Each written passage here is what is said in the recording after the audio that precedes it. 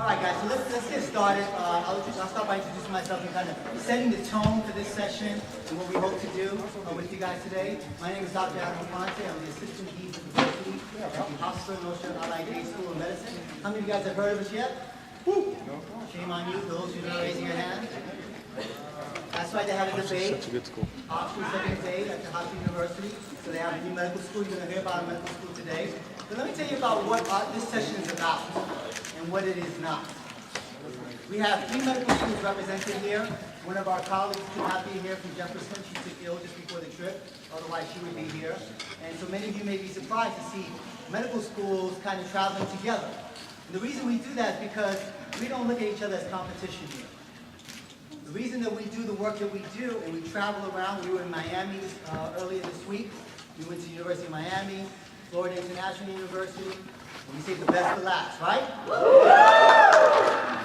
So the reason we come out here is to really not only inform you about our schools, because we do want you to know about our schools, but also to give you the information that we feel you need to be successful applicants to medical school. So how many of you guys here will be doctors? Raise your hand. Okay, good, good. And you notice I said will be, not want to be. Right? Because you need to start thinking your way that way. If this is something you want to do, you have to start thinking that I will do this. Not I want to do this. I hope I can do this. And what we want to do today is really share with you the information that you need. So this session is for you. You make of it what you wish. If you sit there on your hands and you're quiet, then we'll just be sitting here watching the clock for an hour and a half. If you engage us, then we will engage you and answer any questions you may have. Okay, so that's really the ground rules for today. So I'm going to actually allow my other colleagues to introduce themselves. We're going to tell you each a little bit about our school. And then what we're really going to do is open up this floor for questions and answers. All right? And we want you guys to ask any questions you may have today. Any question about this process of going to medical school. And there's no such thing as a dumb question except the one you don't ask today. If you dare ask it, we will answer it. Is that cool? You feeling me? Yeah. All right. Let me introduce my colleague, Dr. Gary Butts. Okay, can you hear me in the back? If not, then you need to move forward. Right. You're going to miss out. More seats here. Plenty of seats up here next to Chris. So we really get to know you when you're up front. Okay? So I'm Gary Butts. I'm a pediatrician by training. I'm currently the Associate Dean for Diversity Programs, Policy, and Community Affairs at Mount Sinai School of Medicine. I work very closely with our Dean of Admissions. I'm intimately involved with the entire admissions process and, of course, in ensuring that the students who come to Mount Sinai are successful and get to where they want to be. So that's what I do now. But one might ask, why does a pediatrician get so caught up? In fact, I do very little clinical medicine these days. I still enjoy children and young adults, but my goal in life was always to ensure that individuals, particularly from communities like the one I grew up in Brooklyn. Anybody? No. You can't go anywhere and not meet somebody from Brooklyn. I tell you what, we found you all during the week. So in any event, it's East New York, Brooklyn, where I sort of came around to my interest in medicine. But my real goal in life is to ensure that individuals from and communities like East New York, Brooklyn are in a better place than what it was like when I grew up. Dr. Fonte in a few minutes will give you a sense of why it is that we focus on disparity. But there's a very commonality between East New York, Brooklyn, East Harlem, where I spend most of my time these days. That's where Mount Sinai is, East Harlem, El Barrio, in Manhattan. And the challenges that we face in trying to encourage individuals who are interested in healthcare to join us, and the challenges in addressing issues of health, access to health, among others, and communities like East New York and East Harlem. And so somehow I made my way to Columbia College, and then ultimately to Cornell School of Medicine. I thought I was going to go on to Cornell and become a psychiatrist, because I studied psychology. Any psychology majors in the audience? Okay, so that's a good way to get yourself there. But the last thing I wanted to do when I graduated, when I left medical school, was psychiatry. You gotta to go with the flow, but also it's got to appeal to you. Right? And so what did appeal to me was the young, seeing children, despite how ill they were, brighten up in front of you. And if they had something that was substantial, sometimes even conditions like leukemia, to see how they would turn around. So the impact on a person with a short period of time appealed to me. And the humor and the joyous nature of children in general, and young adults, by the way. I spent a lot of my years in adolescent years. But that's what caught me, captured me. And so then I went on to Mount Sinai School of Medicine, Mount Sinai Hospital, that system, to do my formal training in pediatrics. And then ultimately stayed in that system, and I've been there for 32 years. So you might ask, what is it about a place like Mount Sinai that keeps you tuned in and thriving and enjoying the work that oftentimes is excellent? Well, Mount Sinai, since its beginning, was always an institution that was committed to taking care of needy populations. Okay? So that population 150 years ago was very different than what it is now. Okay? But still, the commitment has been the same. And so I moved on, and about 12 years ago, decided that working more closely on improving the diversity of the medical student body in the School of Medicine, which is only about 45 years old, was that much more important than clinical work. And perhaps through students, and if they were to graduate to go, particularly in the pediatrics, but whatever they did, the kind of work that was part of my vision, improving the health of needy communities, if I could impact on their thinking and their ability to do that, the desire to do that, then the impact, my impact, personal impact was so much greater.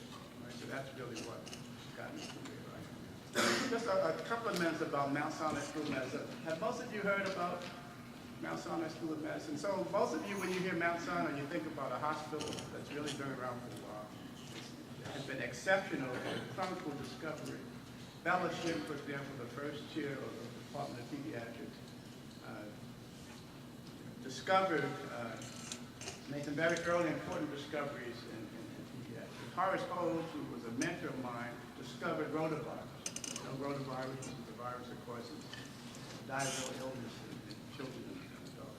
So, you know, there were major discoveries on the hospital side. We've become just a fascinating place for science research over the past bunch of years. We are number 3 when it comes to research dollar per density in the United States. In 2009, this medical school won the Service Award, Community Service Award by the agency.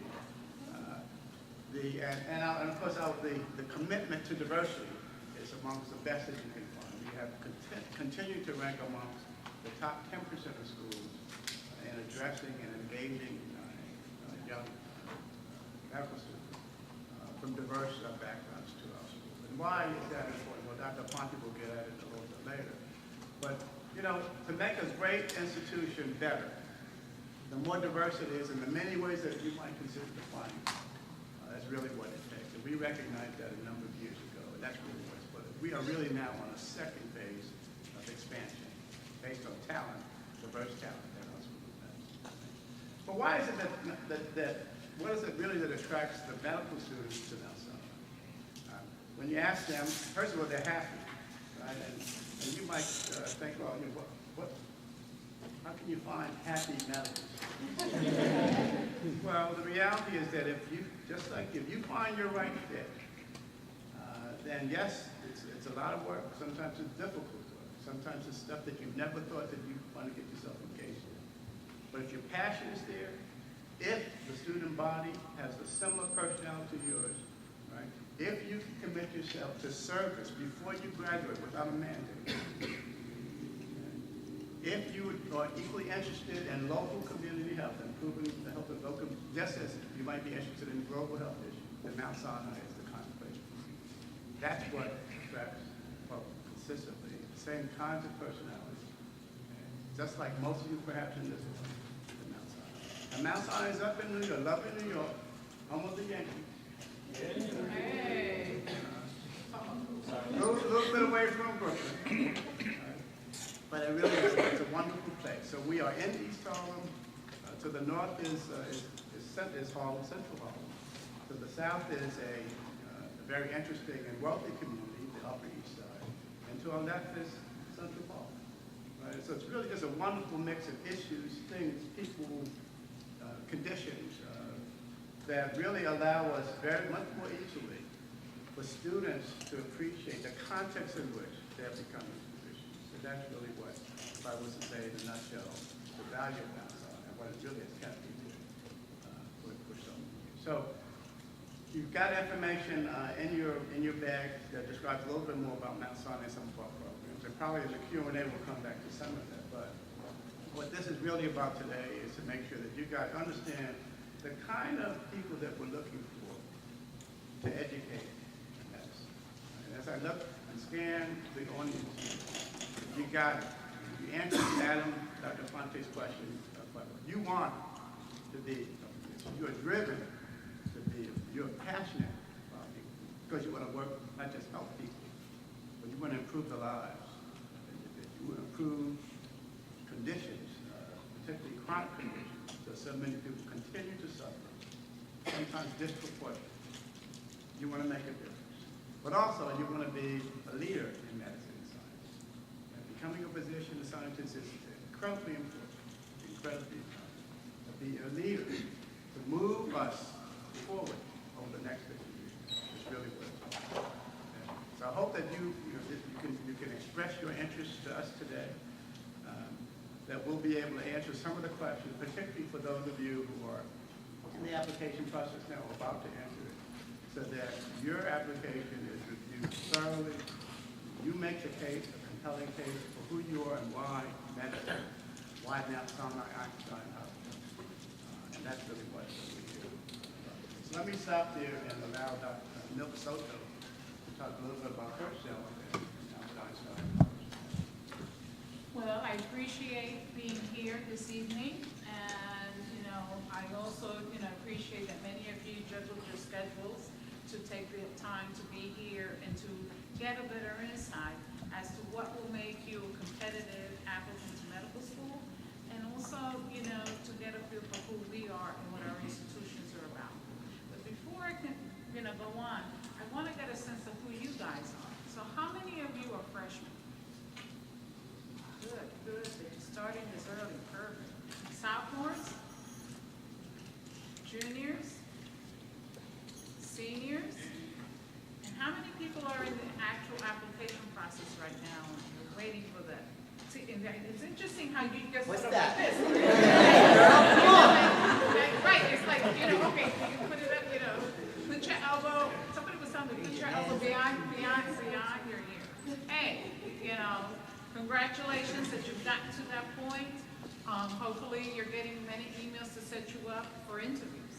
All right, so who am I and what is my function and what is it that I do? So I'm at Albert Einstein College of Medicine, and this January I'm going to be there 23 years. My primary role, it's interesting, when I started, the person who supervised me for 19 years said to me that my primary function was to work with the medical students.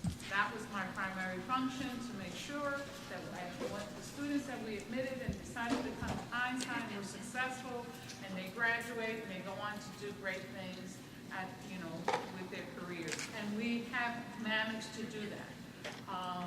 My office, the Office of Diversity Enhancement, works very closely with our students, and we're able to monitor their progress, make sure that they have the resources that they need, and as they explore their options, as Dr. Butts was talking about, considering leadership positions. Some of you have certain skills and abilities, and some of you will want to maybe not only take care of patients and deal with things one-on-one, but you might want to serve on certain committees. You want to be part of organizations that will have a major impact on what goes on in terms of the practice of medicine and how to deliver good health care to individuals. So that's one of the things that we try to foster amongst our students. So a little bit about myself. So I, like Dr. Butts and Dr. Bonte, come from a community that had very limited exposure to careers and limited, resources in terms of, educational opportunities. However, I come from a family that had a very strong ethic that my sister and we had to get an education. So as I pursued and got my college degree, I started working with students, and I got my master's in counseling.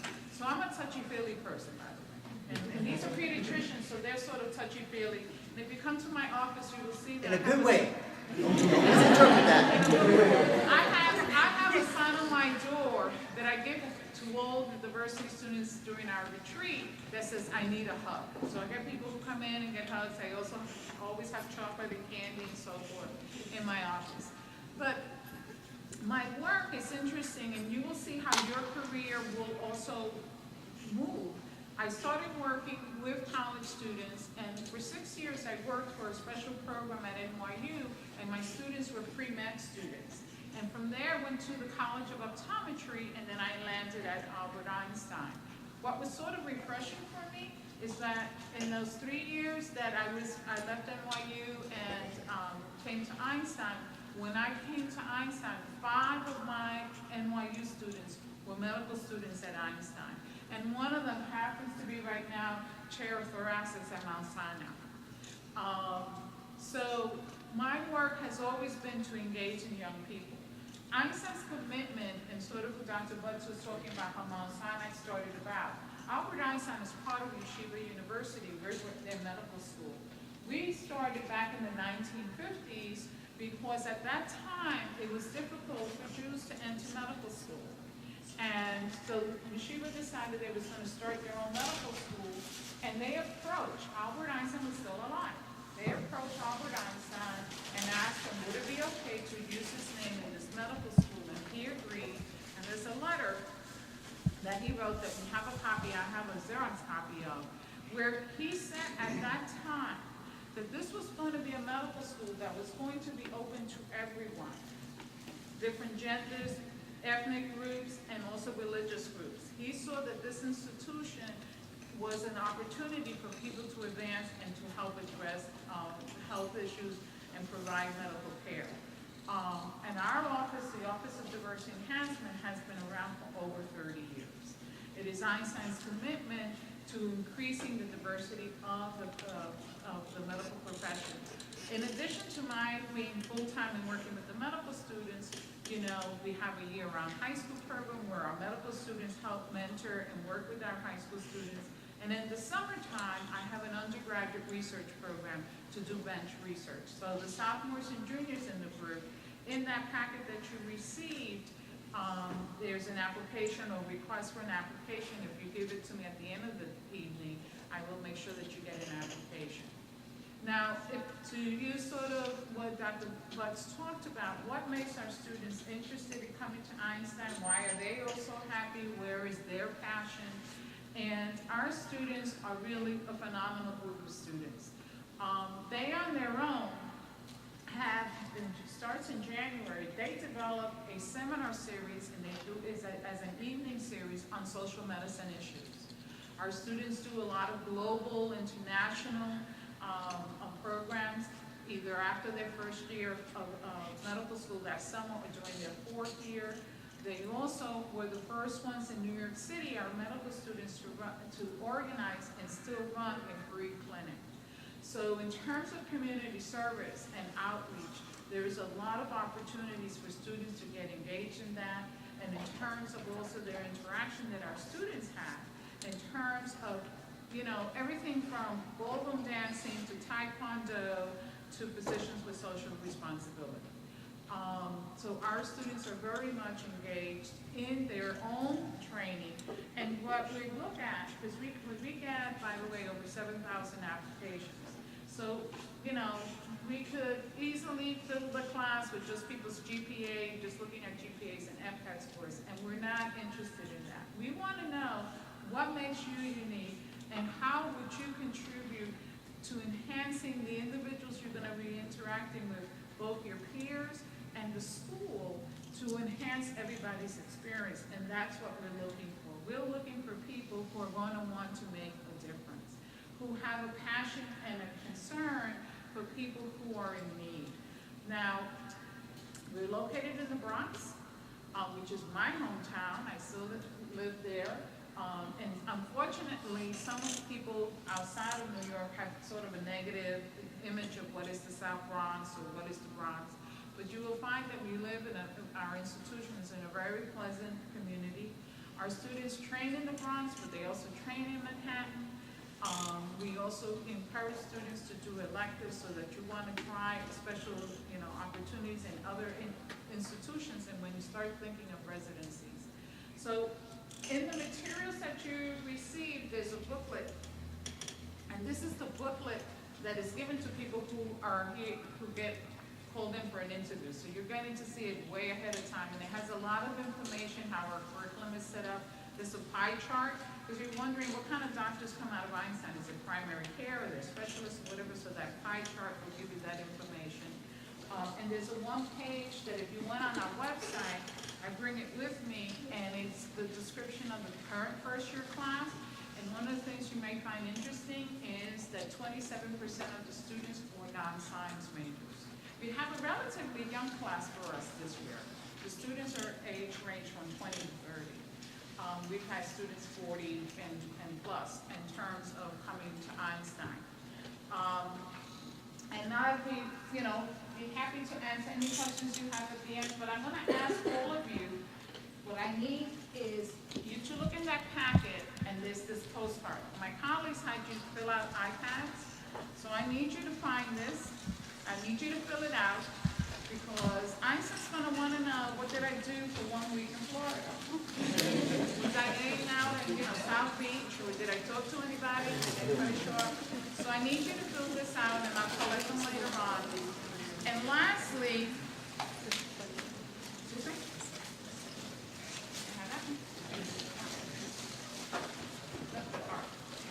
Okay, and lastly, our colleague, Dr. Luz Ortiz, who she and I have been doing this run for years now, unfortunately got ill and at the last minute had to cancel her trip. And you've gotten some of her materials, and she hasn't even a tote. But I mentioned to her that I was going to make sure that everybody signs her sign-in sheet, and this will go around so that she can see how many individuals got her materials. And, her material in her brochure is her contact information. There's a picture of her also. So if any of you want to follow up with her, you're more than welcome to do that. And she'll be happy to, communicate with you. So I'll leave you with that. Great, thank you. How you guys doing? Good? Great. All right, so let me just reemphasize what Ms. Soto said about signing. I know you guys don't like to give out information. Trust me, we don't do anything with your information, but we do have to justify these travels, right? We've been in Florida for a week. We've gone to the University of Miami, as I said, for international. We come here. Our bosses want to justify the expenses that we incur. So how many lives did we touch? So many of you did not sign in on the iPads. One is in the back, we'll put the other one out. If you did not, while the presentation is going on, you know who you are. Please just go to the back, sign in. It's really important that we have that information. There's 23 sign-ins so far, and there's at least 85 of you in this room, last I counted. So, actually 84, and one just stepped out. But really, it's just important for us to have that information. It also gives the opportunity to send you information. We put you sort of on a list of, if you're coming to our neighborhood, or you're coming here, or if you apply to our school in the future, we know that we've had some contact with you in the past, and that's helpful for us as well. So please help us out, and if you want to see us back here next year, please send that information. And I do have to apologize, I have to take one call, because I'm expecting people to come in. Oh, I missed that call, so I'm going to continue going. I don't usually take calls, but I have some relatives traveling into Orlando this week, and I'm the person supposed to pick them up. So, let me tell you a little bit about myself. Again, my name is Dr. Conte. I am from East Harlem, New York. My parents are from Puerto Rico. Any Boricuas in the house? Representing, right? See, I get a little loud when I talk about my peeps. But I was born and raised in East Harlem, New York. And I like to share a little bit about myself only because, each of you here are for a reason, right? There's a reason that you're going into medicine. There's a journey that you have taken to get to this point in your life. And that journey is something that we want to know about in medical school. And as we alluded to before, certainly, and we'll talk more about this, metrics are very important. And I want to make it very clear that you guys should always achieve as high GPA and MCAT as you can. But I will tell you that we have all rejected students with 4.0s and 40 MCATs because there was nothing else about those students. There was no passion. There was no reason why they were going into medicine other than maybe someone told them to do so. And that's not the kind of doctor I want taking care of me. I want the person taking care of me to be a person who has a passion for this field, who couldn't see themselves doing anything besides medicine. And that was me. I was that kid who knew since I was 5 years old that I wanted to be a doctor. Again, I grew up in East Harlem. My family, unfortunately, I was number 6 of 7 children. Grew up in a big family. My father, though, was a man who wasn't educated. Unfortunately, anybody who's familiar with the Latino family knows that when your father dies in the house, you become the man of the house. So at 9 years old, his father died. And he was pulled out of school to start working, and he had to start working. My mother was raised as that traditional Latina, where she takes care of the house, cooks, cleans, raises children. So education wasn't really strongly valued then. So she had a 6th grade education. But they came to the United States with that dream that many of us come to the United States with, of finding something better for their family. And so, we grew up in very, humble means. And, Dr. Butts, Miss Soda, and I all grew up in similar neighborhoods. East Harlem, South Bronx, other neighborhoods like that, where East New York, where, the constant variables are crimes, drug, and poverty, right? There were no doctors in our neighborhoods. There were no role models such as those.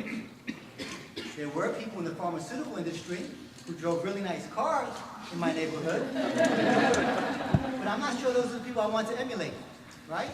And I say that sometimes to make sure you're awake and you get my jokes. But I also say because when you look at that environment and you look at people who come from environments such as that, you wonder how do they achieve and how do they, we all look for role models in our lives.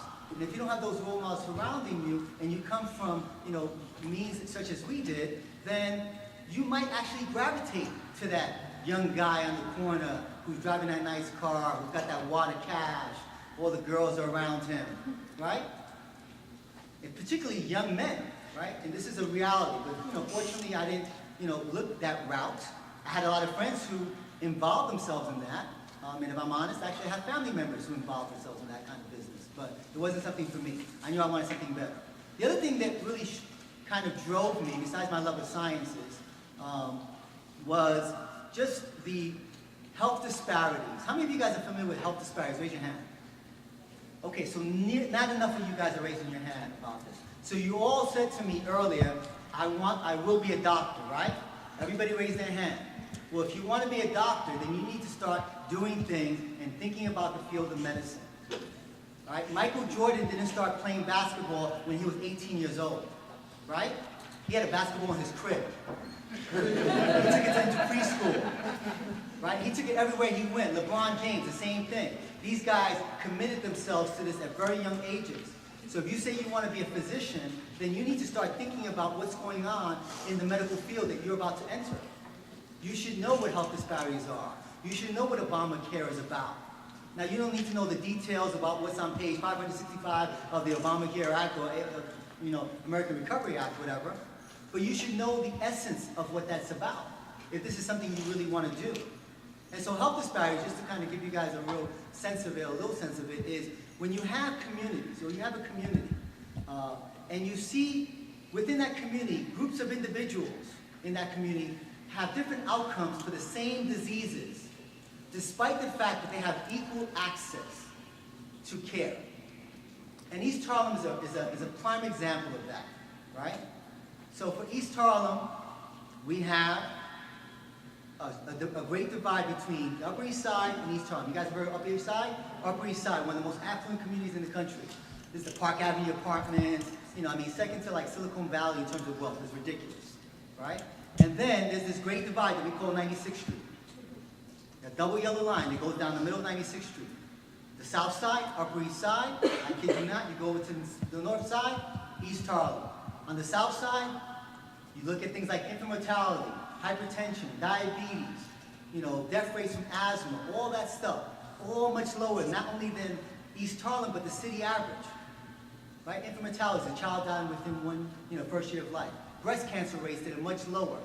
Caucasian women have higher incidence of breast cancer, yet African American women die more from breast cancer. Why is that? You cross over to the north side, everything changes. Zip code changes. 10128 on that side, 10029 on this side. 19th precinct, police precinct on this side, 23rd police precinct on that side. Right? Economics change, demographics change, health disparities change in terms of outcomes to diseases. Infant mortality rate is about, in Upper East Side is about 4% or so. East Harlem, you have 8-9% infant mortality rates. More deaths from asthma, more amputations from diabetes, more blindness from diabetes, more renal failure from diabetes in the Upper East Side.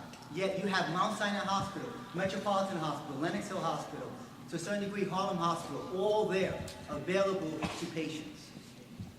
So why do individuals in East Harlem have different outcomes to diseases?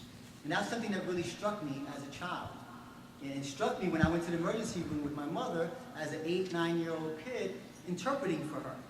Because although she spoke English, she was much more comfortable speaking Spanish. And so when we're talking to the doctor, I'm serving as the interpreter. You think she got the best care possible? Absolutely not. Absolutely not. How could she? There's no way that my mother's going to share all the intimate details that doctor needs to know for that doctor to take care of her. In medicine, what you're going to learn is the history is everything. The physical exam just helps us confirm what we know. We get 90% of what we know just from talking to a patient. And when we lay hands on a patient and we examine them, that's just about 5-10% to rule things out, in or out. But most of the times we know it from the history. So if you can't get a good history because there's an interpretation problem there, then clearly that patient's not going to get the best care. So those are things that struck me as a kid and growing up. And the other thing was, quite frankly, I wanted to defy the odds, right? Statistics say a Puerto Rican kid from East Harlem is not going to become a doctor. Well, nonsense. I'm one of those people. I'm a rebel. Yeah? You say I can't do it? I'll show you. Of course I did it, right?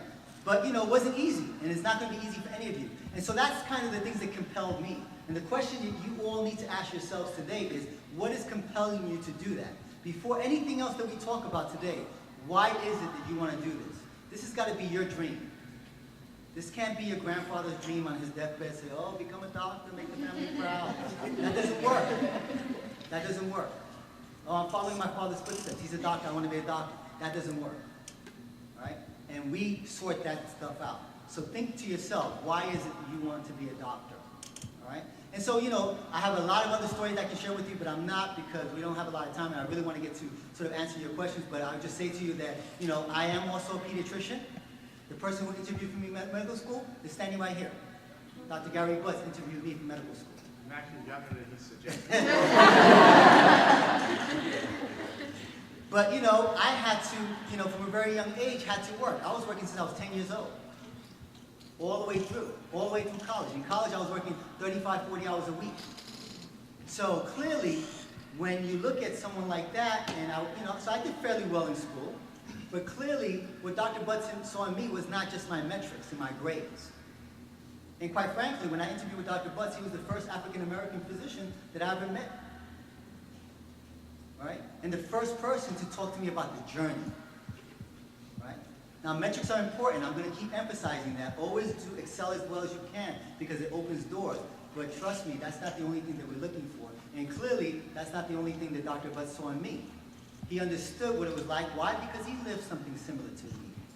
And he understood what it took to get from East Harlem, being the first graduate. I told you I was the 6 of 7 children. The first one to graduate high school, the only one to go on to college, and the only one in my extended family with a professional degree. Right? No role models, as I said, but found my way. Found my way in many ways. And one thing that I will tell you guys, was never afraid of no. A door opened, I kicked it open.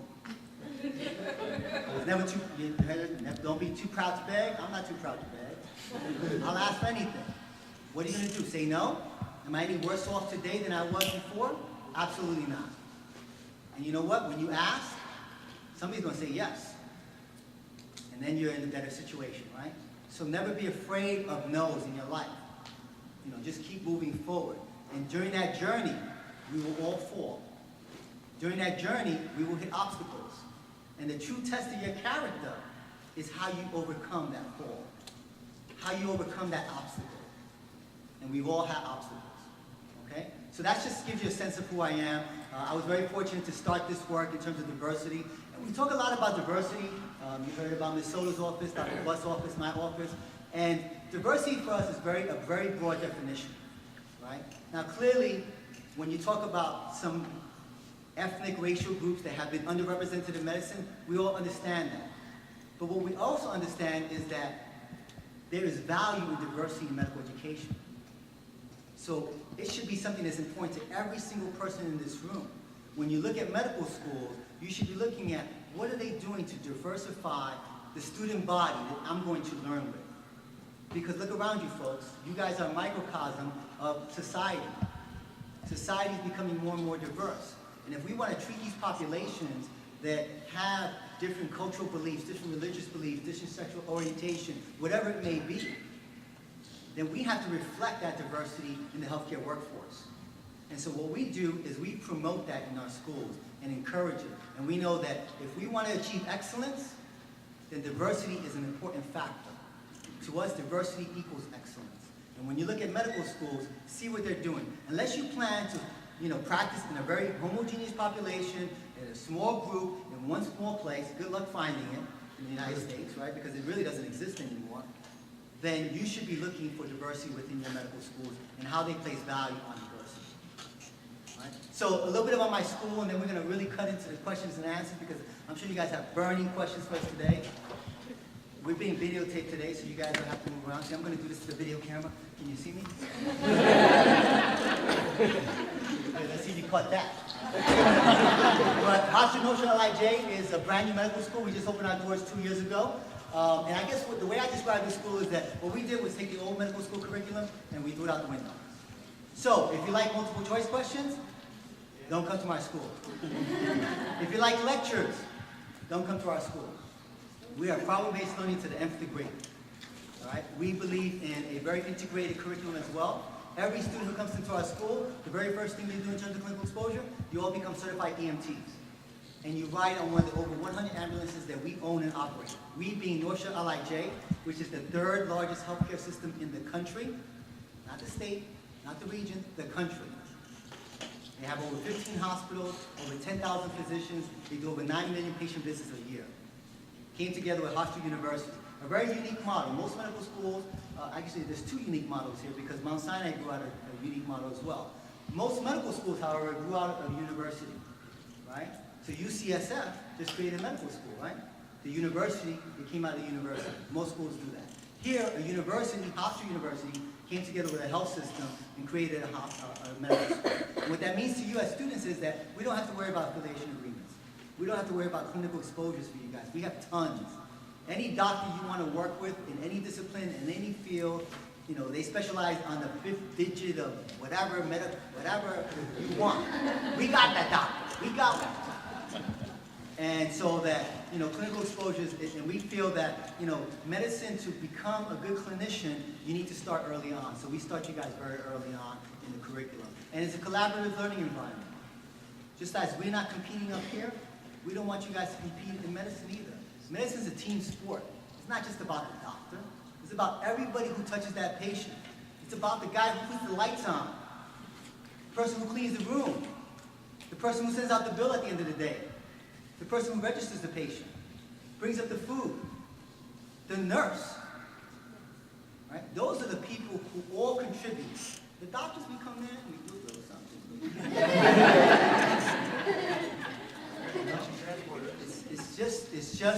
It's a team sport. So in our school, we promote a very collaborative learning environment. So I'm not sure if UCS is a cutthroat environment or not, but if it is, you guys need to stop that now. All our schools are pass-fail the first 2 years. Why? Because we want you guys to work together. Okay? And so that's something that's really important. So I started this work in 1998 with Dr. Butt when he opened his office. I was very fortunate. But I really started the work when I started medical school, because when I walked into medical school class, in class of 105 at Mount Sinai, a place that I grew up 2 blocks away from as a kid, Used to play in the hospital. Got these stitches in the emergency room there. Obviously was a medical student because look at the scar in my hand. They're practicing on me.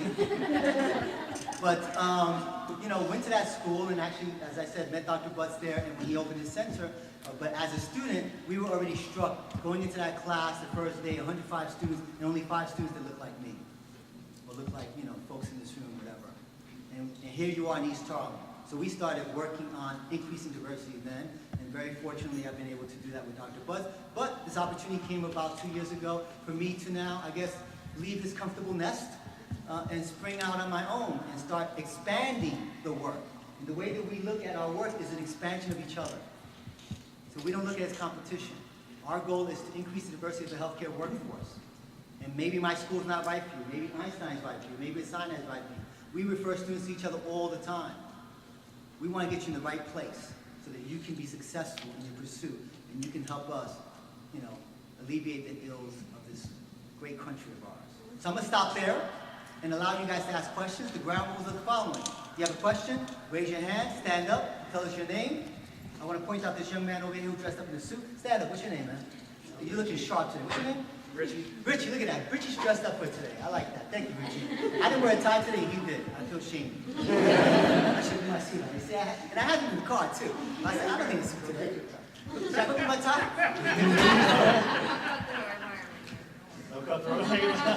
Anyway, so listen, the floor is open, and you know we'll try to answer questions until we get kicked out of here. Turn off the lights. So they turn off the lights or whatever happens. So please, who's got that first question for us? I know there's somebody there. Young man in the back, you raised your hand first. He came in last, you raised his hand first. What happened? What happened? I'm sorry. Go ahead. Well, my name is Ahmad. I just had a question. Were any of you guys victims to any type of discrimination, either during the application process or in the workforce or anything like that? Were we victims of discrimination? Of any type? You know, that's an interesting question. I'm not sure if that's I'm not sure if we've ever asked that.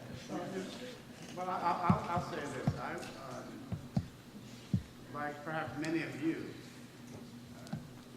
many of the physicians I know who are physicians of color were thoroughly discouraged at some point along the way. So if you want to translate that into an ism, you know, there it was. And so in 8th grade, you know, when I was interested in going to a specialized school, my guidance on there advisor discouraged me from doing that. And my mother didn't know one way or the other. It was the parent of a friend of mine who insisted that I take it. And that opened the door for me to go on to Columbia. And then, you know, in those days, you really needed to know that you were pre-med when you hit the ground in college. Because we didn't take extra time off. It was expected that you did 4 years and you went on the mountains. And so there were experiences like that, and I hear that a lot from folks who came through these schools. Hopefully that's the case these days. But in terms of patient care and professional issues, I can't say that there was anything frank. Even in situations where you might expect that there may be some tension, you know, it's really about differences. And you know, on the one extreme, you know, in Mount Sinai certainly historically was a fairly Jewish religious institution.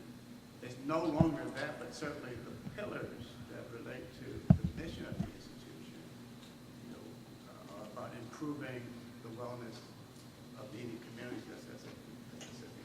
And so occasionally you get individuals becoming very religious and have, you know, opinions about things.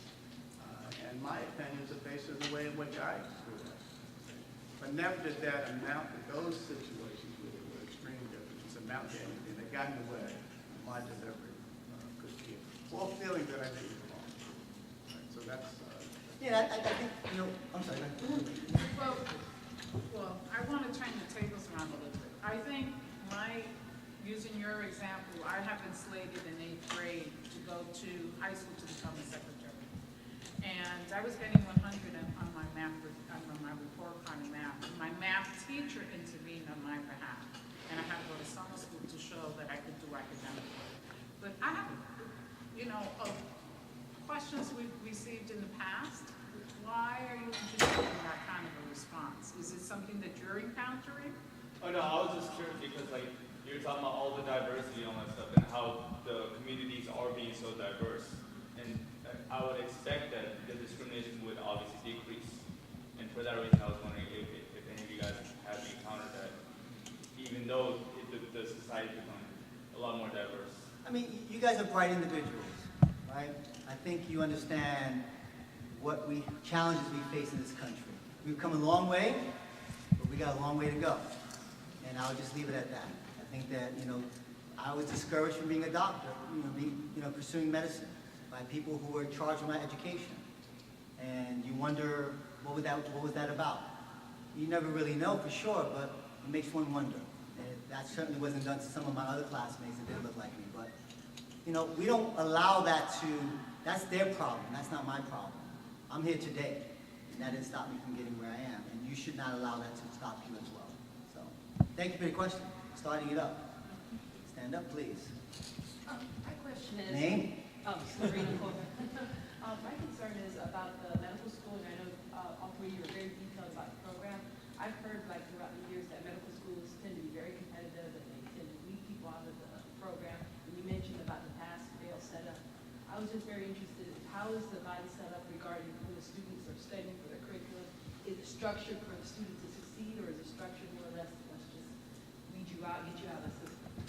I wonder where you get that information. I mean, I think the attrition rates in medical schools are perhaps the lowest of any professional school. I think it's something like 96 or 97% of people who go into medical school succeed. We make a commitment. We are not settling on you. We have a lot of people to select from. So we've identified you. Should you encounter challenges, we want to make sure that you succeed. We've made a commitment to make you complete, your degree. We are one of many institutions that don't take transfer students. For every person we don't graduate, that's one less doctor we've produced. So, what about support in the school? This is my personal experience from the university. Usually at this level courses, and this is no disrespect to the students, I notice there's a high level of competitiveness. You're going to the wrong places, girl. No, we don't encourage that. We don't What encourage I'm that. saying in the program is there's support, if you're taking your course, you may not necessarily have any group help. Can I be able to go to, is there a tutoring center that can help? We expect Yes. that a student, we hope that students who may hit a wall have enough insight to ask for help. And in fact, we've got peer tutoring, right? Upperclassmen tutoring, and then for extreme situations, catching the boards and counselor, the institution is committed. At the end of the day, we don't look good if students don't graduate. And in fact, many of the classes, there's a lot of small group learning these days. And in fact, for anatomy, for example, anatomy practical, students are evaluated as a group, as a team. Right? So you got, it's a team grade, not just grade. So more and more schools are going to, different from, I remember when I was applying to medical school, we heard, oh, blah, blah, there's weeding out. That does not happen in medical school, any medical school, to my knowledge. Right? So the expectation is that once you're in, it's really the institution's expectation that they're going to help you be, not just graduate, but to be successful into where you want to be. Right? And that's really what this is all about. An important point is also, it's your responsibility when you are struggling to come and look for help. And that's not a sign of weakness. Actually, it's a strength, right? Because we don't know it all. And so that you need to come seek us out. Certainly we have everything available to you, including professional help, if necessary, to make sure you're successful. And if for no other reason, as Dr. Butts mentioned, medical schools are business. It doesn't look good if a business is failing, right? If you fail, that means that we're failing. So it doesn't look good for us to have people not make it. Now, some people don't make it. A lot of times those students who don't make it, it's not necessarily for academics. There are other issues in their lives that cause them, and some of them realize, this is really not for me. Yeah, we monitor our students exam by exam. If you're used to being big institutions and people are not keeping track of how you're doing, right now they only have, how many students you're bringing in? You're 60, 80 40, students? 60 now, You're this like year, 80. 100. So we can keep track of you very closely. And if we see that something's happening, we reach out to you. We don't let you drown. No, so. Your question? Stand up. What's your name? Good evening. My name is Ellie Viola. Thank you so much for coming and talking to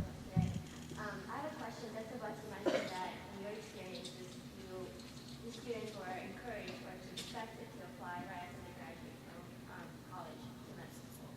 And in your schools, how do you view applicants who take a year off or something differently? How do you view that?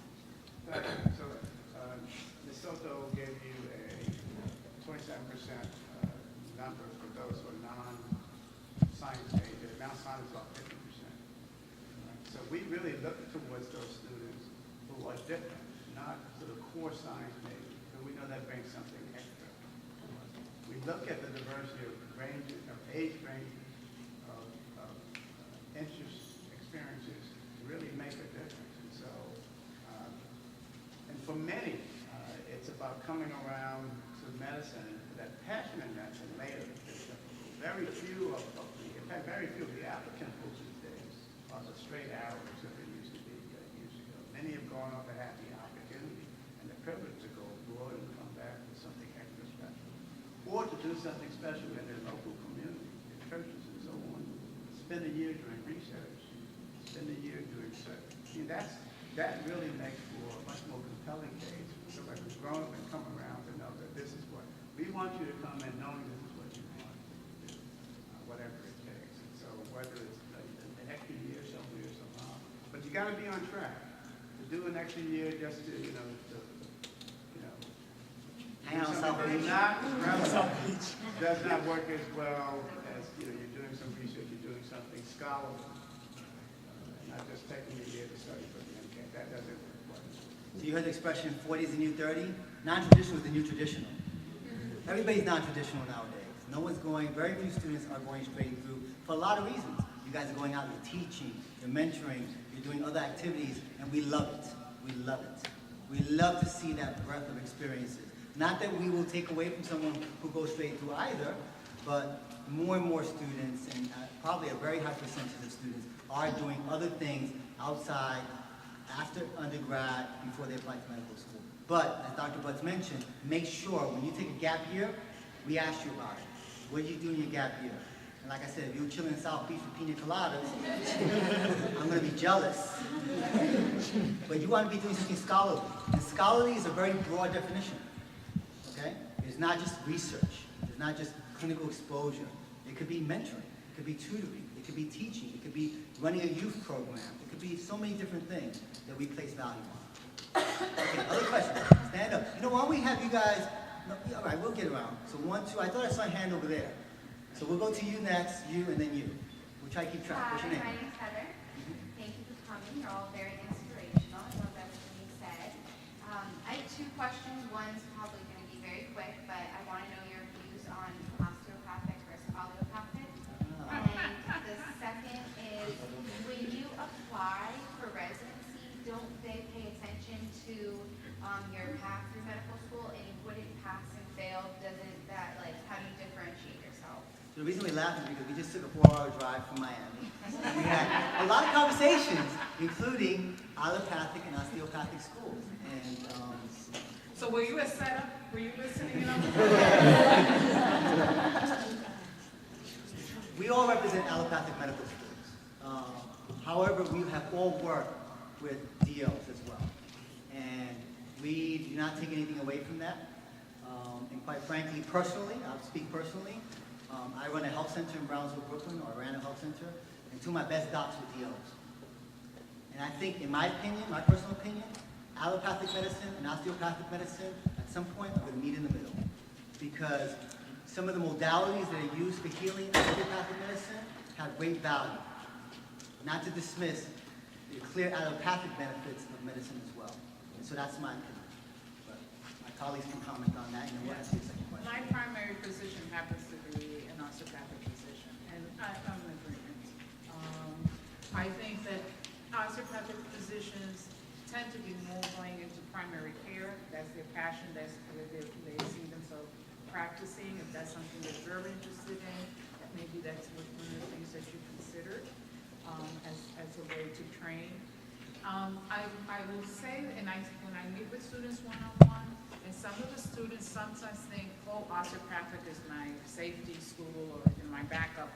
And if you're going to apply for both simultaneously, please, when you interview or when you present yourself in osteopathic, you better show passion. Because nobody wants to be the second. Like, well, if he doesn't take me out, I'll go out with you then, you know. You know, they're gonna wanna know, because just like when I worked at optometry, we wanted to know, what is it about optometry that you wanna be an optometrist? So that would be my word of caution. If you think it's just my backup, I'm gonna have a better, easier chance to get in. Because they're gonna want to accept those students who have a real interest and passion, and they can express why that particular profession means a lot to you. I'll just add that if you know that it's about primary care, then it may not make that much. But there is a difference in hit rate for getting into residency training programs, osteopathic. You don't know that, but it's out there.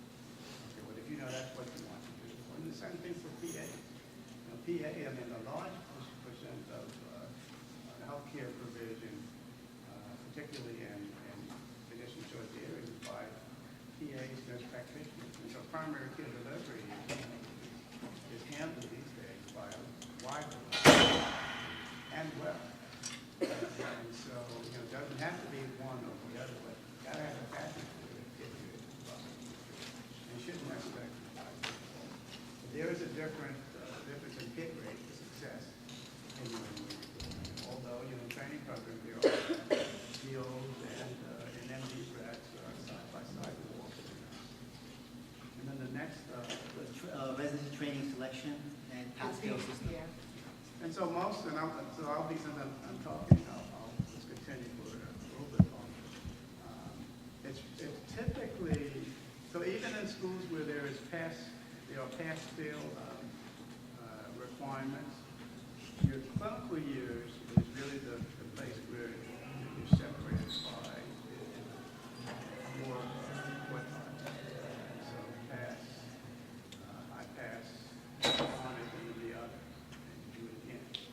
So we don't, you know, typically students are not flunking out enough. They don't pass a question. They keep that until they hit that. And so that then extrapolates towards quartile. The other important piece is the boards. Right? So more and more, particularly the super specialties, are looking at board performance. And so all students, and that's I don't think any schools that don't, Cornell used to be a school that did not require, but that's why I took it. Right? And it didn't matter what grade you got, but that's why I took it. So the training program will see that in addition to where you are in your quartile. But more importantly, you get an interview if you're going to be a fit for that program. And you know, there's a personality for orthopedic surgeon. I heard somebody who wants to be a surgeon in the side. Right? There's a personality for the surgeon. There's a personality for pediatricians. Right? And we're all very different. And so you go in there and you want to see somebody that's going to fit into that program.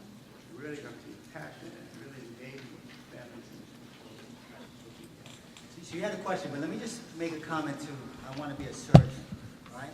You guys want to be doctors, right? When you go into your medical school application, I really encourage you to go into the interview, say, I want to be a doctor. You may have an interest in surgery. I'm not dismissing that, right? But let's say I don't like surgeons. You come into my interview and you say, I want to be a surgeon, and I had a bad experience with a surgeon. You know, you're interviewing with people who are human beings, all right? As objective as you want to be, some people are very subjective. And so your passion is to become a physician. And Dr. Aponte, I have an interest in surgery because whatever. But I'm so excited to learn about all the fields of medicine. Okay? So really think about that when you, now, you may be a surgeon, and God bless you, girl. But I would encourage you not to go in with such blinders on and saying, I want to be a dermatologist, I want to be an orthopedist, I want to be an anesthesiologist. You want to be a doctor and you have interest in this field because. And what is that? Your question.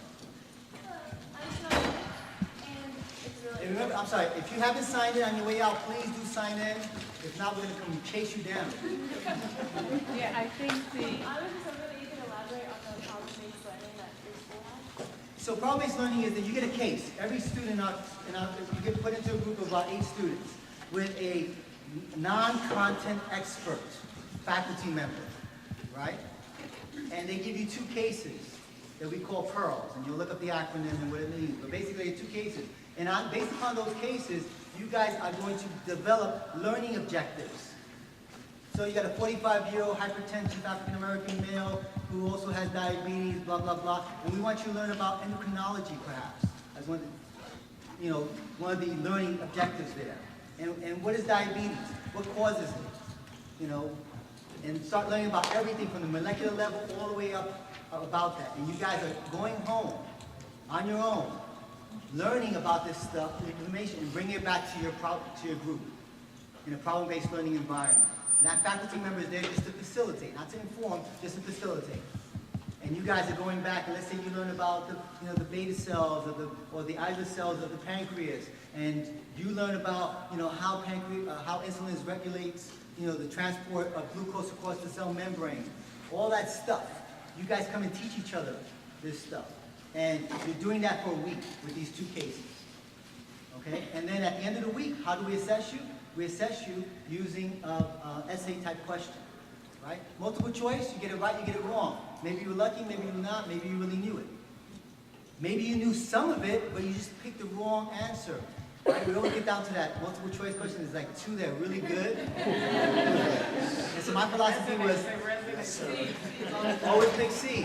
Unless you know C is wrong. And then stay that way throughout the whole test. So, I'm just kidding. But by the way, my wife did that on placement test in college, because medical students become professional test takers. And she did that, and she placed in an advanced math test. And she was like, I don't belong here. My husband was a medical student and said, always pick C. But we get to assess where you are. And by the way, when you run into a problem, let's say you want to learn more about the molecular structure of that cell membrane that regulates the transport of glucose across the cell membrane, then we can bring a content expert in to help educate your group. So that's problem-based learning. Here, and then we'll go back over there. Good evening, my name is Marisol to David. I just have a question. Is it considered late applying to your school now if you're in the process of applying? Or, I already applied, so I didn't know. You can throw an application in, but we encourage you guys to apply early. Okay. Einstein's deadline is November 1st. Okay, so never mind. Day after Halloween. Yeah, It's always November 1st. You want to be early. Yeah, I ours is December 1st, but the problem is that you heard Dr. Butts' school gets 6,000, Einstein gets 7,000. For a brand new school, we're over 5,000 already, and we only have 80 slots. So you put yourself at a disadvantage if you find late. Okay, you had a question? Kind of just answer. I answered? I'm good like that. Yes. My name is Trevor. Thank you guys again for coming. Being all of you guys are located in New York, we'd all be out-of-state students. What percentage of out-of-state students do you guys usually accept every year coming into your medical We are school? all private schools, right? We could take whoever we want. Our number is about 50%. 50? At least 50% are from out of state. Yeah, we're large. It's interesting with us. After New York State, because people want to be close to home, they come back even if they didn't go to undergraduate. The state that we then have most students from is California. Third is New Jersey. So, yeah. Question is, are you guys ready to leave Florida?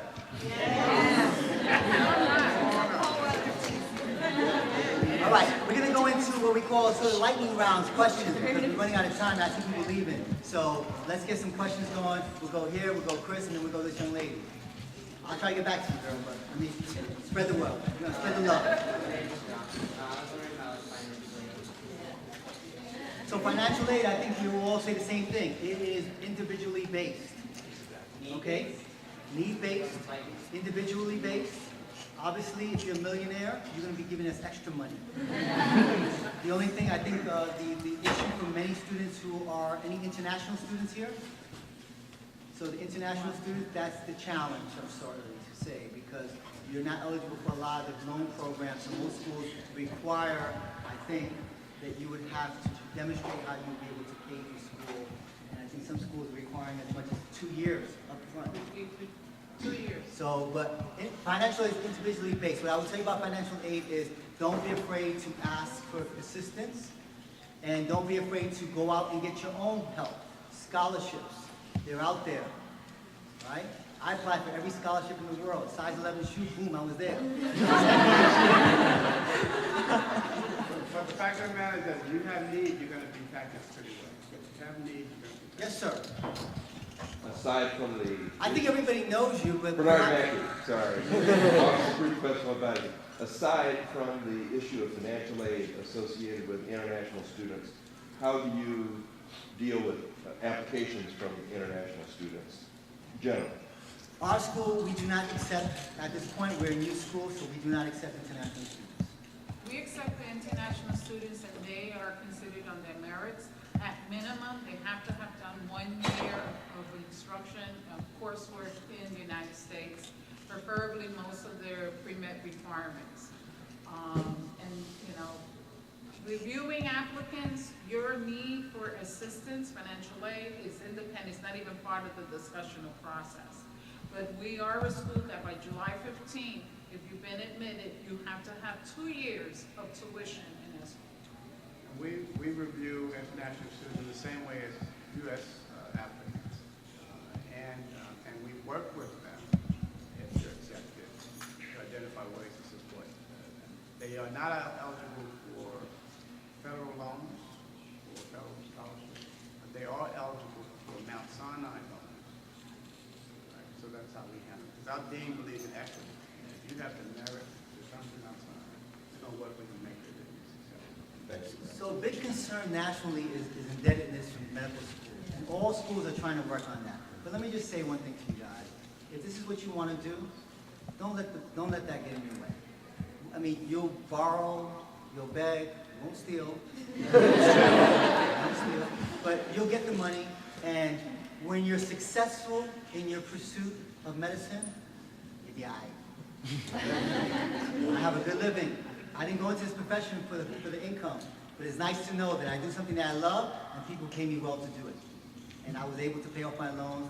And like I said, my parents didn't have any money whatsoever. And I said I grew up a Puerto Rican, I grew up a Puerto Rican. Don't let that be an obstacle. Don't let that be an obstacle. I think Chris, and then you had a question? I'm Chris, by the way. Another thing is, when you said that really hit me was, when you like close one door, you should kick it down. Can you give me an example of that? And for someone who hits like a wall, like you said, discouragement, how do you keep that going, the passion, keep it going, just for a student to get? Yeah, I'll share with you guys one example, one prime example. So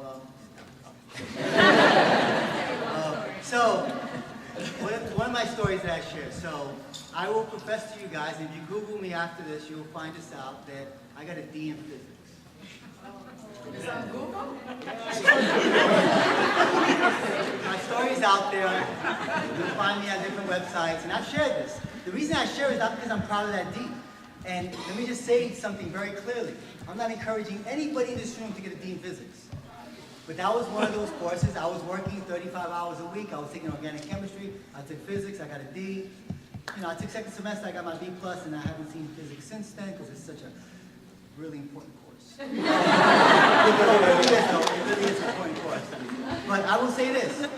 I didn't let that D, stop me, right? So I just kept moving forward. And, by the way, in medical school, I got another D, an MD. So that D in physics.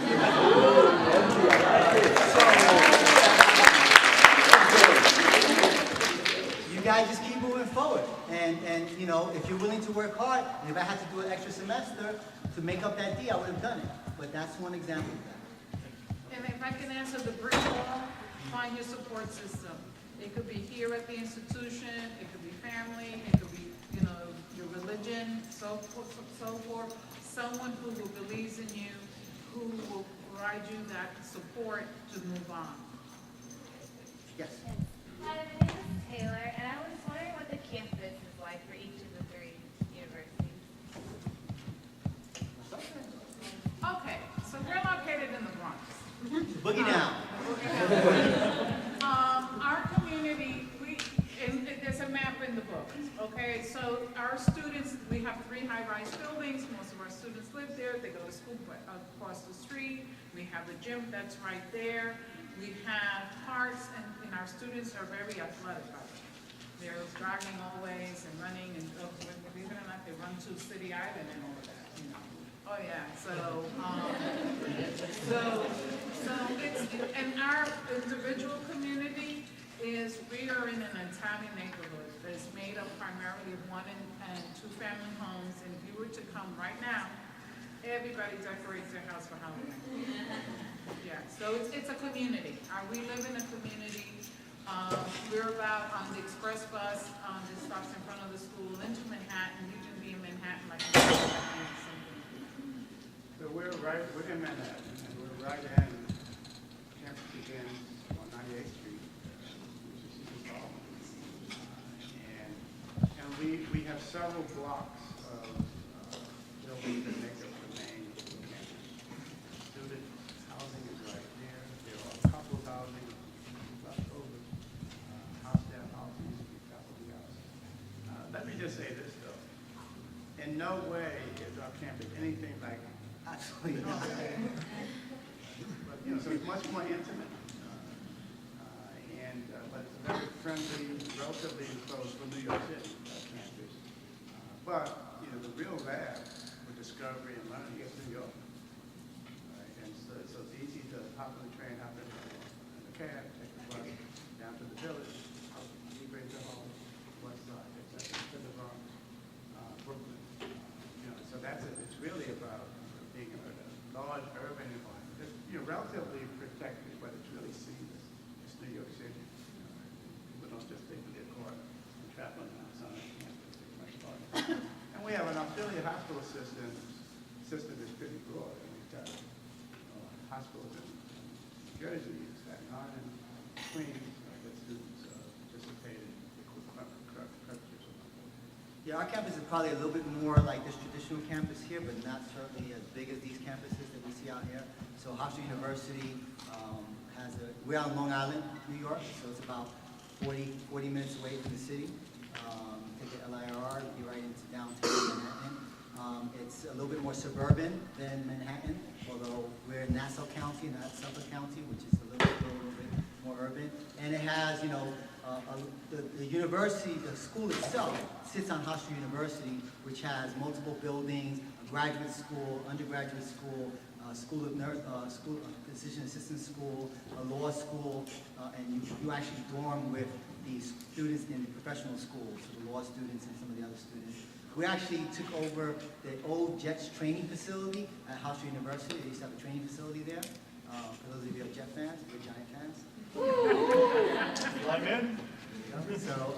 So that's kind of the environment that we are. Our school, though, I will tell you, and you guys are used to this probably, you have to drive in our school because to get to the different hospital systems, you have to drive. Whereas for Mount Sinai, you're on the subway, you can walk to some affiliate school places, but you know, the dorm housing is right there. But when you get to the hospital system, you got to drive to the different places. And I guess that's one of the drawbacks. But y'all, it's like nothing, right?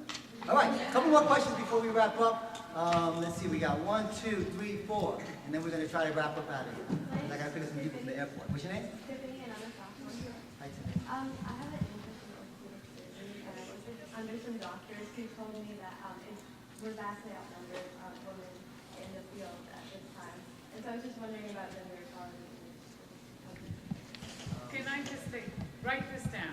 You're going to visit Einstein's website, and you're going to look up Monica Payares, P-A-Y-A-R-E-S. She's an FIU graduate. She's a PG4 orthopedic resident. Okay? How did you spell that? P-A-Y-A-R-E-S. And she's on our website for a variety of reasons. Even though she graduated some time ago, you can look up old articles because she went to her country, Colombia, and started a clinic in excuse me? Then you definitely want to, you gotta definitely read about Monica. And she's a fourth year.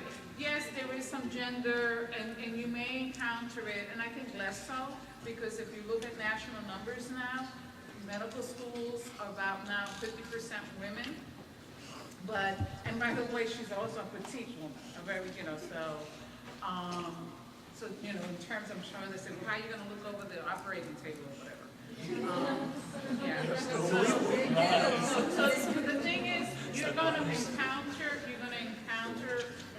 somebody said discrimination, they're gonna get into, your gender, maybe your ethnicity and all of that. You just have to find your social support and mentors. You can do it. If you wanna do it, you can do it. The fact of the matter is very different now than it was. There was a time when women didn't go into surgery. We probably had an equal number of women that would not sign go into surgery. If you look at the profile of medical schools now, a lot of them are 50-50, and some of them are even more women than men nowadays. So, but remember what we said about, you want to be a doctor, and you have an interest in orthopedics, because whatever that interest may be. Okay, I pointed someone over here, yes. I can't remember what I pointed to. I think it's you, and then you, right? My name is Alexandra Peavy, and I was listening to how you were pointing out the value of knowing politics and business and medicine. And I personally want to know, what do you read, what resources do you use to keep updated? So maybe I can get my research and I can keep updated and knowledge about this world. Well, you guys have a tremendous resource called the internet. There's so many things that you can We get. didn't have, it didn't exist. Right, despite my youthful appearance, I'm a little bit more than I care to admit. But I think one thing I tell the students all the time, and you can get this online now, New York Times, science section on Tuesdays, great information on what's going on in medicine, and it's kind of at a level that you can sort of comprehend, understand, and absorb. You can't read all these journals that are out there, and then just stay up with the news. What's going on in politics? Understand what Obamacare is. I mean, the website itself has all the information on what that is as well. So there's a lot of different resources, but I think the New York Times science section on Tuesdays is a great place to start. My suggestion is listen to the PBS Public News Hour that comes on in the evenings, because that's going to do a variety of different topics. It's not going to be the latest, crash or pile up on some highway or whatever. Even though Newsweek is no longer going to be published, get a magazine like Time, read it from cover to cover. It's interesting. I collect interesting articles about a lot of times it's pharmaceuticals and procedures. Do you know what part of the New York Times they appear? And I purposely first show the headline, the business section. Okay, the role of pharmaceuticals and some businesses and what's going to be available and orthopedic parts and all of that. So, and trying to be well-rounded, even for the women. I know some of you, I don't know, it's almost a bias, but saying that women don't know sports, because you have to be able to go with the flow. You may, I don't know about your teams here, and someone might say, oh, Florida Central, you're they may engage you in that. So you need to be well-rounded, but I think if you try to at least listen to the public station and a weekly magazine and read everything from the book reviews to the sports, the business section, that'll give you an overview.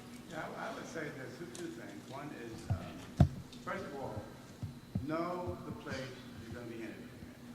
Don't come in and you interview Mount Sinai and don't know about Mount Sinai School of Medicine, don't know about School of Medicine. You'll learn some of that on the day of the photo. Come in now. And in fact, you might even get the names of who's interviewing you in advance. No, they are. No, not everybody. No, at least the Dr. Bus is from Brooklyn. He's going to probably tell you that if you don't know it. But know where you're going. And, if your passion is to become a doctor, when you hear something that may have an impact on what's going to be like, you're a physician, someone know about it, right? Obamacare, well, let me find out what that should be, almost automatic, right? That's what passion just drives you. You look at, you're learning something in chemistry. Well, that sounds important. Well, let me figure that out. And it's so easy to Google based on that, and that just sort of opens up all the doors. Something that may be up here, but that's really what we're doing. And so, and why are medical schools interested in students coming in with a little bit of research? Right? It's really that cycle of discovery and where that comes from in a relatively independent way. And you're thinking, you're challenging yourself, you're doing your own analysis. Right? That's really what that's all about. You should be driven to understand things and not just have to wait for somebody to tell you what to do. So at the college campus, you're driven now based on what's of interest to you, but also because of the exam. It shouldn't have to be that way, right? You really need to be driven. We want you to be driven. we accept students who are bright enough and driven, we can forget about a curriculum. We can tell you, at the end of we want you to know about this, and you'll come and you'll do it, and actually be happy about discovery. That's what it's all about. And that's, he's describing my school. Oh, you had a question, right? It was you, right? Yes. And then you, young man, I didn't forget about you. Go ahead. I'm Anika and I'm a sophomore A here. little louder. You have to project. Okay, I'm Anika and I'm a sophomore here. I just have a question about like the average MCAT in schools and like the Oh, wow. You know, we've been here for a week, and that's the first time we got that question, right? Yeah. We knew it was coming, though. So, let me just preface. So, did you guys hear that question? How many guys think that's a good question? Raise your hand. What does it mean? What does it mean? I'm gonna give you my average, but what does it mean? Because she asked the question. We said if she asked the question, we're gonna answer it. But the average is just that. There's a bunch of numbers, right? Average, and then you get an average. It means nothing to you whatsoever, right?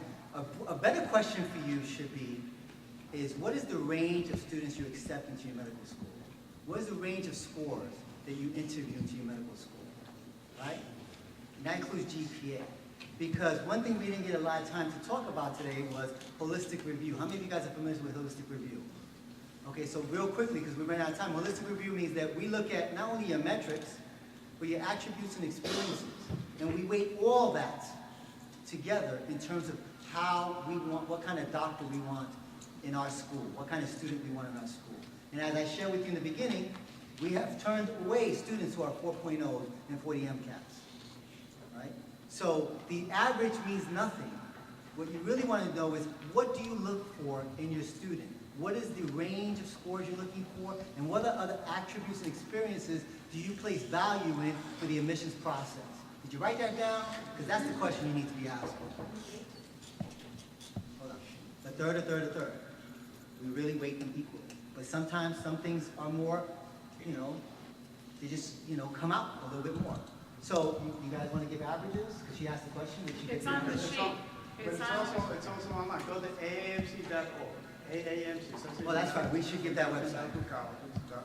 So that's an important website that you guys should all go to. A lot of information. All right, and you can find out the mean MCAT GPA of those who apply and get accepted. Right, and so for us, this year was, the dean always wants every year to be better than the last. So it was the best ever in the history of Nassau School. And so the MCAT mean was 35 and change, and the GPA mean was about 70 something. Right, but we have 3 O's. We have 40 MCATs, we have 30 MCATs, we interview folks with 29. It's a wide range, but those are, I tell you what, when you're going like this, extraordinary people. Just like you all, extraordinary people, that's what we're looking at, when they are leaders, and when they hit the campus, they just fall right in. Okay? Is that good? Let it go. And Ms. And it's Sono a- has it on her sheet, The information third sheet. bullet, Okay? the profile of the class of 2016. But that's the one question. You got the final question, man. Hi, my name is Ethan Matthews. My question is, what are some of the extracurricular activities that you've seen in Where applicants? you been all day? No, like specifically, like things that you've seen that are unique, that have really stood out as from an applicant's perspective. Right. I don't know about so much unique, but I guess it's a good question to sort of talk about what we look for in this holistic review and other things that we look for. So you want to take that, Dr. Butts, and list a few things? Yeah, and so first of all, we look for how do we measure passion, right? So it's stick-to-itness and something that's relevant, and so depth and breadth. Right? And so to do a week of an important service, somewhere in the next week you jump somewhere else and then you do a little this. No. Working in a geriatric center, every summer for X years, and being able to talk about it in a way where you've had an impact, you can talk about a personal experience, or there was an impact on you, and what made you even more passionate and confident about going to see.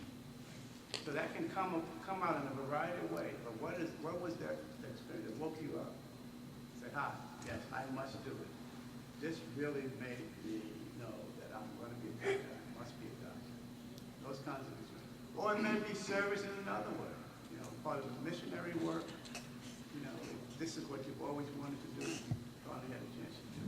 It may be working in somebody's lab, it may be working on a health services research project of note, and you can talk about it in a way, even from the molecular level to the impact translational level, working on with a group on the gene project that may have implications in a particular community or another. Those are the kinds of things, and they can be broad and varied. Right? But it does mean digging in and sifting through it for some period of time so that you really can have an impact and that experience has an impact on you. But folk have gone, you know, abroad, folks have gone, you know, locally, they've done, you know, soup kitchen work with consistency. They taught and teach for America. You know, all of those things count. But, you know, you got to be able to put it up in a way where it's really, you've done something with it, it's impacted. And you're interested in that impact for next. Hopefully that was. Yeah. I think we're coming to. So, anyway, sorry to get that call. And there's a lot of other stuff that we look for, community service, but meaningful experiences, I think, is the one thing that Dr. Butt said that you should understand. Not jack of all trades, master of none. Don't just punch tickets. And all the things that we look for, you can't possibly do all of them. But whatever it is that you do, make the best of that situation, understand it, be able to describe to us what it was, what the impact it had on you. So, I want to thank you guys for your time and attention.